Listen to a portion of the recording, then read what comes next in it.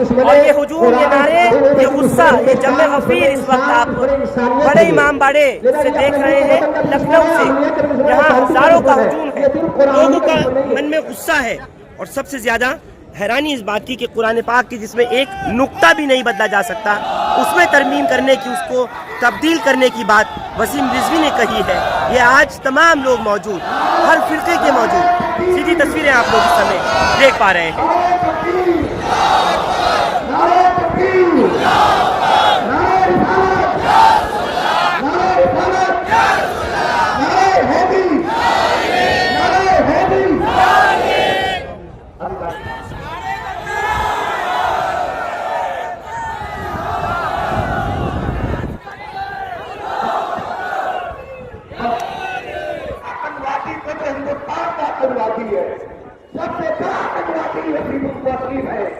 کہ جس نے یہاں کے اوپر آپ کو مٹایا، مقدسات کی روشنی کی، اور اب یہاں پر یہ آ گیا کہ قرآن مجید کہ جس کو یہ پڑھنا بھی نہیں جانتا، 26 آیات یا 5 آیتوں کا جو کہیں 26 میں سے 5 آیتیں صحیح قرآن سے پڑھتے، تبھی والے گرامی میں چیلنج کے ساتھ کہہ رہا ہوں یہ 5 آیتوں کو بھی نہیں پڑھ سکتا۔ آپ کے لیے پیغام یہ ہے قرآن کا، وَاعْتَصِمُوا بِحَبْلِ اللَّهِ جَمِيعًا وَلَا تَفَرَّقُوا، رضوان ہدایت کو مضبوطی سے تھام لو، آپس میں تفرقہ نہ کرو۔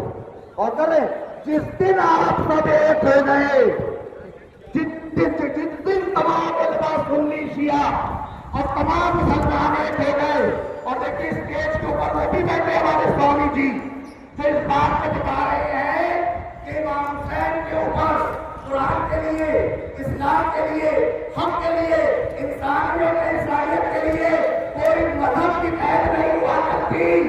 اگر قرآن کو بات آئے گی تب بھی ہم سب ہندوستانی ایک ہیں، اگر مقدسات کو بات آئے گی تب بھی ہم سب ایک ہیں، اگر دین کو بات آئے گی تب بھی ہم ایک ہیں، کیونکہ دین اسلام انسانیت کی دعوت دیتا ہے، آتنکواد کی دعوت نہیں دیتا۔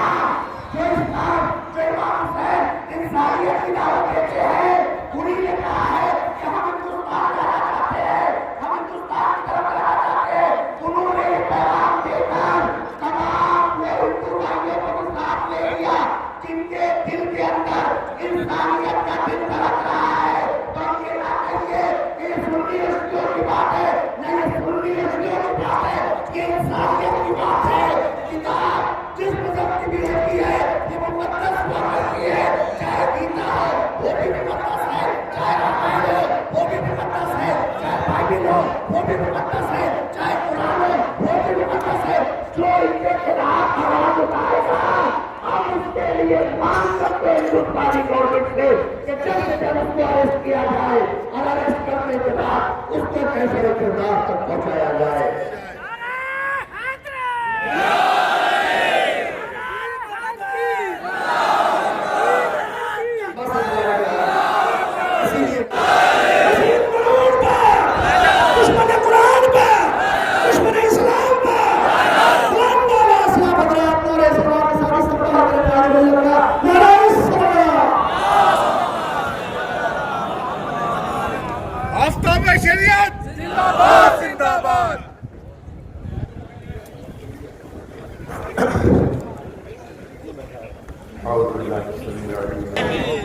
جب یہ مضمون اپنے صحیح مقام پر پہنچ جائے گا، یعنی جیل، تبھی ہماری تحریک رکے گی، تبھی ہماری تحریک رکے گی، اس سے پہلے ہماری تحریک نہیں رکے گی جب تک اس کو ہم جیل نہیں بھیجیں گے۔ اس کی اصلی جگہ جیل ہے، اور اس کو جیل ہی میں زندہ رہنا ہے اور جیل ہی میں مرنا ہے۔ انشاءاللہ جیل اگر یہ چلا گیا تو پھر مر ہی کے نکلے گا، میرے فکر سے واپس جیل سے نہیں آئے گا انشاءاللہ۔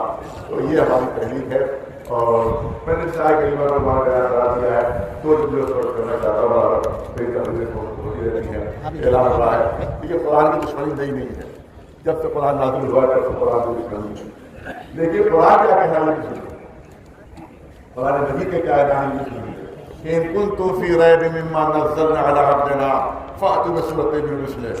دیکھو اگر تمہیں یہ شک ہے کہ قرآن اللہ کا کلام نہیں ہے تو تم اس کا جواب لے آؤ، تم اس کا جواب لے آؤ۔ کبھی پورے قرآن کا جواب مانگے گیا، کبھی 10 لوگوں کا جواب مانگے گیا, کبھی ایک سورے کے جواب مانگے گیا, اور کبھی قرآن اعلان کر رہا ہے پر یاتوا بحدیث مثلہ. ارے ایک سورے کے جواب نہیں لا سکتے تو قرآن کی ایک آیت بھی کا جواب دے. تو یاد رکھیے, بہت مال کا بندہ میرے سامنے علماء یہاں تشریف فرما ہے کہ اسلام کو ختم کرنے کے لیے, اسلام کو مٹانے کے لیے نہ کسی لشکر کی ضرورت ہے, نہ کسی فوج کی ضرورت ہے, نہ کسی ایٹم بم کی ضرورت ہے, نہ کسی ہائیڈروجن بم کی ضرورت ہے, نہ کسی امریکن بحری بیڑے کی ضرورت ہے. قرآن چیلنج کر رہا ہے کہ قرآن کی ایک آیت کا جواب دے رہا ہو, قرآن کی ایک آیت کا جواب دیا. یاد رکھیں, اگر آج بھی قرآن کی ایک آیت کا جواب آ جائے تو قرآن کی صداقت ختم ہو جائے گی, اسلام کی حقانیت ختم ہو جائے گی, رسول کی رسالت ختم ہو جائے گی. لیکن دنیا آج تک کوشش کر رہی ہے مگر قرآن کا جواب مل رہا ہے. آپ دیکھیں وہ عرب جن کو اپنی شجاعت و بہادری پر ناز تھا, جن کو اپنی زباداری پر ناز تھا, جو اپنے کو عرب کہتے تھے, جو پوری دنیا کو عجب کہتے تھے, ان کو قرآن چیلنج کر رہا ہے. ارے ایک آیت ہی جواب میں لے آؤ, ایک آیت ہی جواب میں لے آؤ. آپ یاد رکھیں, رہا کہ تقریر کا موقع نہیں ہے کیونکہ بہت دیر سے آپ لوگ کھڑے ہوئے ہیں, زیادہ بہت لمبی چوڑی تقریر نہیں ہو سکتی, لیکن 2 دن ضرورت کرنا ہے. دیکھیے, کسی اتنا سہل موقع دیا تھا اسلام نے اسلام کو ختم کرنے کا. ایک آیت کے جواب لے آؤ. کوئی جنگ لڑنے کی ضرورت نہیں ہے, نہ جنگ بدر لڑنا پڑتی, نہ جنگ احد لڑنا پڑتی, نہ جنگ خندق لڑنا پڑتی, نہ جنگ حنین لڑنا پڑتی. اگر ایک آیت کے جواب لے آتے تو میں عرب کے لوگوں سے کہہ رہا ہوں, مشرکین عرب نے, ان کافروں سے کہہ رہا ہوں کہ جب اسلام نے خود موقع دے دیا تمہیں کہ ایک آیت کا اگر جواب لے آؤ تو قرآن کی صداقت ختم ہو جائے گی, رسول کی رسالت ختم ہو جائے گی, اسلام کی حقانیت ختم ہو جائے گی, تو آخر اتنی جنگیں لڑتے کیوں ہو؟ ارے توجہ ہے, اتنی جنگیں کیوں لڑ رہے ہو؟ کیا دوسرے لفظوں میں یوں کہوں کہ اپنے پہلوانوں کو علی کے ہاتھوں سے کیوں کٹوا رہے ہو؟ ایک آیت کے جواب لے آؤ. کسی جنگ لڑنے کی ضرورت نہیں ہے, اسلام خود بخود ختم ہو جائے گا. لیکن یہ جنگیں لڑنا خود اس بات کی دلیل ہے کہ سمجھ رہے تھے کہ قرآن کی ایک آیت کا جواب بھی ہم سے ممکن نہیں ہے, اور یہ چیلنج آج بھی ہے. توجہ رہے, پوری دنیا تک یہ چیلنج پہنچنا چاہیے, پوری دنیا تک یہ چیلنج پہنچنا چاہیے. یہ چیلنج آج بھی ہے. آج بھی قرآن کی ایک آیت کا جواب اگر آ جائے تو اسلام ختم ہو جائے گا. ہم کو کوئی اور دھرم تیار کرنا پڑے گا, ہم کو کوئی اور مذہب تیار کرنا پڑے گا. اگر قرآن کی ایک آیت کا بھی جواب آ جائے, لیکن بجائے قرآن کی آیت کا جواب لانے کے, ارے کبھی ایٹم بم کی دھمکی دی جاتی ہے, کبھی ہائیڈروجن بم کی دھمکی دی جاتی ہے, کبھی بمباریوں کی دھمکی دی جاتی ہے. یہ دھمکیاں خود اس بات کی گواہی ہے کہ آج بھی باطل قرآن کے سامنے اعلان بے بسی کر رہا ہے.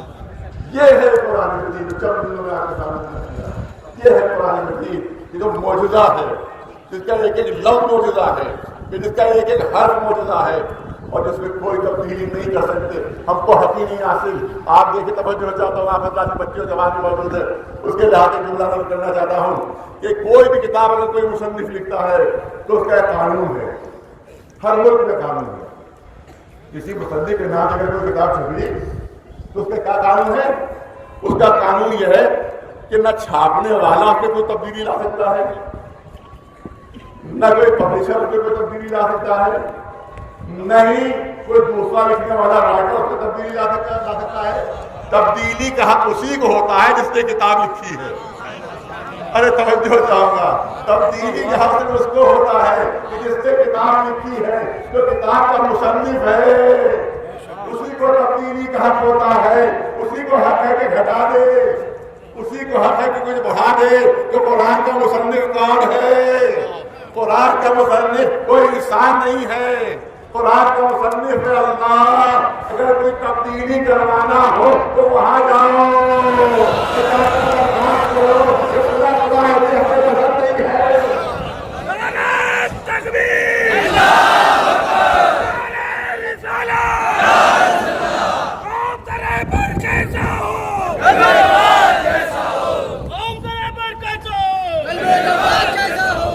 اور اگر خود نہیں جا رہے ہو تو ہم بھیجنے کے لیے تمہیں تیار ہیں. میں جا کر فریاد کرو, 26 آیتیں ہمیں پسند نہیں آ رہے ہیں، آگے والے ان کے بدلے میں کچھ اور آگے نہ آگے کرتے خود نہیں جا پا رہے تو ہم مدد کرنے کے لیے تمہارے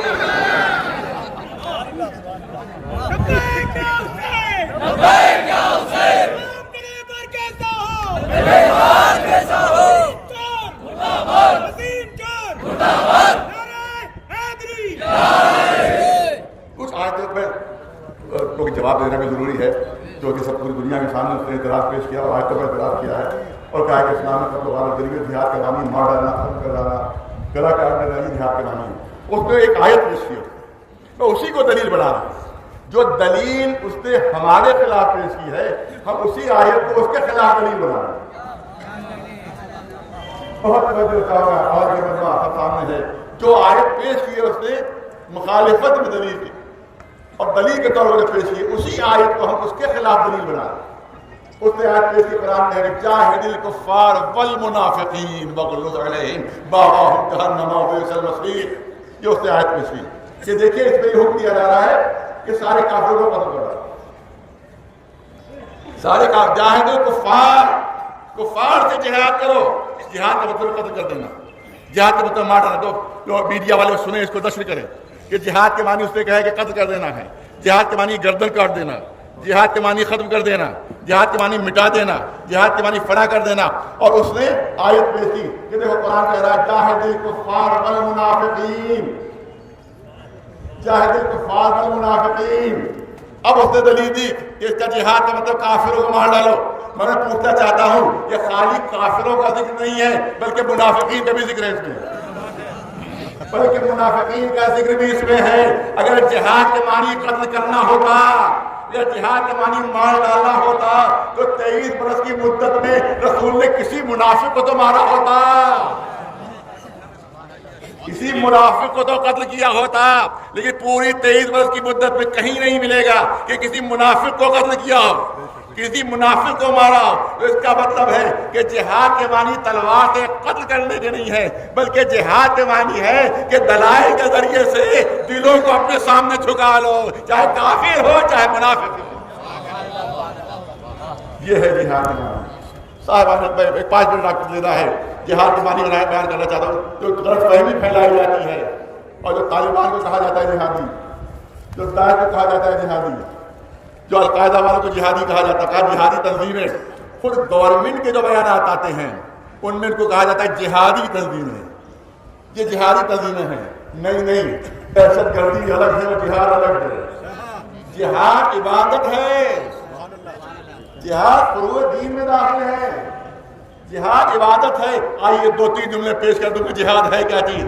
کہیں اندھیرا ہے، اس اندھیرے میں ہم نے ایک شمع جلا دی، اس اندھیرے میں ہم نے ایک چراغ جلا دیا، یہ بھی جہاد ہے اسلام میں، یہ بھی جہاد ہے۔ کس کے خلاف جہاد ہے؟ اندھیرے کے خلاف جہاد ہے۔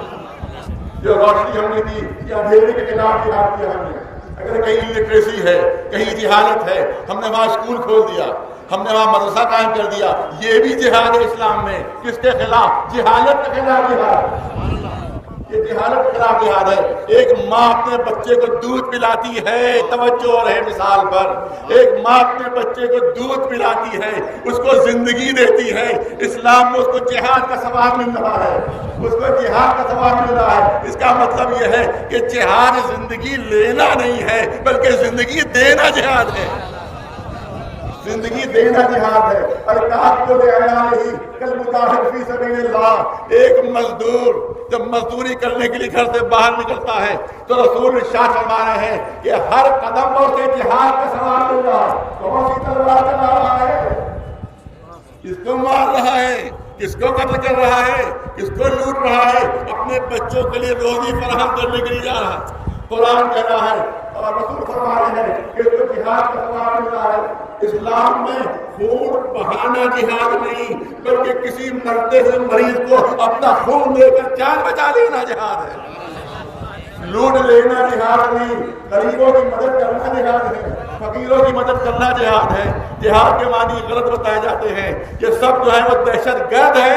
جہاد وہ ہے جو عبادت گزار کیا کرتے ہیں۔ ایک سلوات بھیج دے بلند آواز۔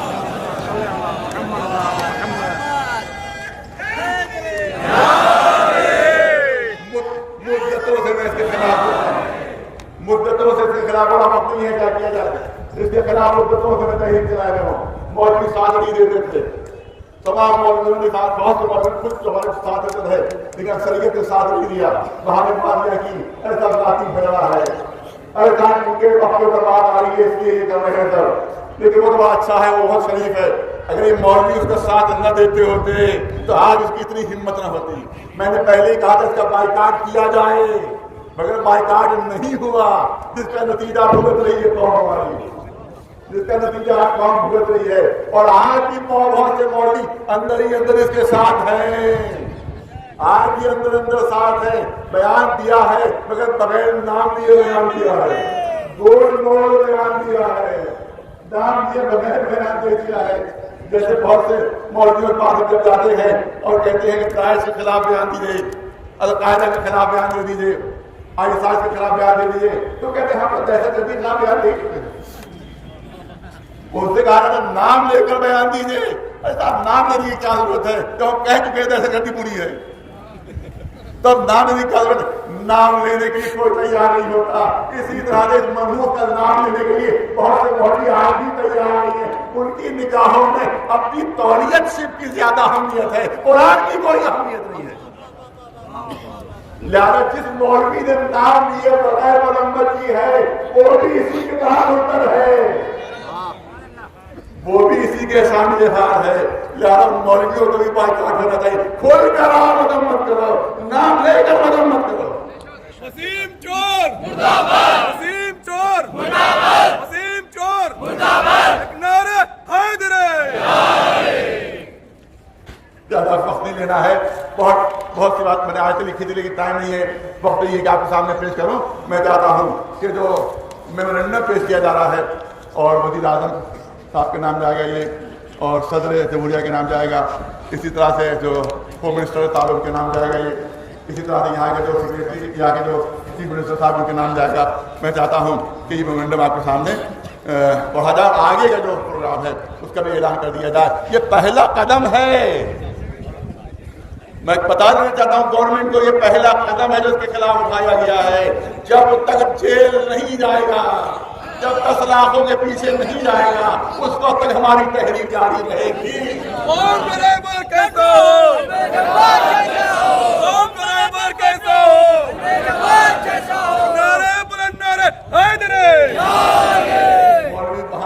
जरूरी है कि जो छुप कर अंदर अंदर इसकी जो है वो हिमायत कर रहा है, खुल कर बोलने की आज की हिम्मत नहीं है कि कहीं ये दोबारा न बन जाए, कहीं दोबारा ना आ जाए और मेरी तौलियत सिर्फ चली जाए। अरे कुरान की तौहीन करे तो करे, हमारा पेट भरता रहे, बस हमारे पेट का जहन्नम भरता रहे, इसके खिलाफ हम एक लफ्ज़ नहीं कहेंगे। लिहाजा मैं यहाँ के मेमोरेंडम पेश कर रहा हूँ, इसकी आप सबको तारीफ करना होगी। वसीम रिजवी की शैतानी व दहशत गर्दाना हरकत के खिलाफ शिया और सुन्नी उलमा का जबरदस्त एहतजाज, सरकार को गिरफ्तारी के लिए ये मेमोरेंडम इरसाल किया जा रहा है। लखनऊ 14 मार्च वसीम रिजवी की शैतानी व दहशत गर्दाना इक़दाम के खिलाफ आज 14 मार्च बरोज़ इतवार अदादारी रोड आसिम मामले पर एहतजाजी रैली का बरवान तहफ़्फ़ुज़ कुरान मजीद रैली मुनक़िद किया गया, जिसमें मकतब तशय्यो और अहले सुन्नत व जमात का अहम बुज़ुर्ग उलमा ने शिरकत फरमाई और वसीम रिजवी के जरिए सुप्रीम कोर्ट में दाखिल अर्जी की मजम्मत की गई। उसे इस्लाम मुखालिफ और दुश्मन कुरान करार देते हुए उसके समाजी बाइकाट का ऐलान किया। वाज़ेह है कि वसीम रिजवी ने सुप्रीम कोर्ट में अर्जी दाखिल की है कि कुरान करीम से 26 आयतों को हटाया जाए, जिसमें मुसलमानों के हर तबके में शदीद गम और गुस्सा पाया जाता है, और हम सब हुकूमत से उसकी गिरफ्तारी का मुतालबा करते हैं।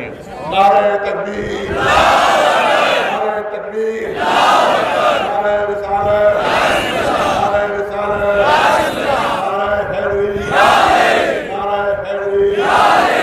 वसीम चोर मुर्दाबाद, वसीम चोर मुर्दाबाद।